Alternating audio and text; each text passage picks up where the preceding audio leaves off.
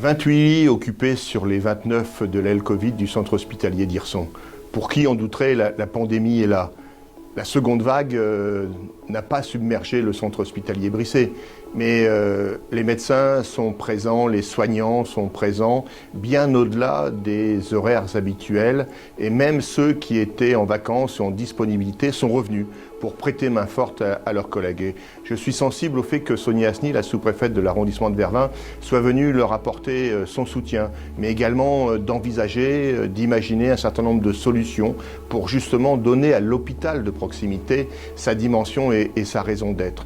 Depuis le mois de mars, nombreux sont nos concitoyens, les malades qui ont pu sortir guéris de ce centre hospitalier. Certes, 28 sont décédés, mais il importe donc d'être prudent, de conserver, malgré le déconfinement par palier, par étape que le président de la République a annoncé, il importe de rester très prudent parce qu'on sait aujourd'hui que nombre de contaminations s'opèrent dans les sphères privées et pas évidemment uniquement dans les lieux de santé.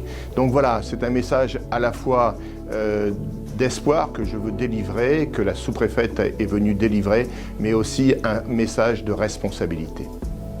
Bon, je suis venue aujourd'hui à l'hôpital d'Hirson rencontrer les professionnels de santé, accompagnés de la directrice et de Jean-Jacques Thomas.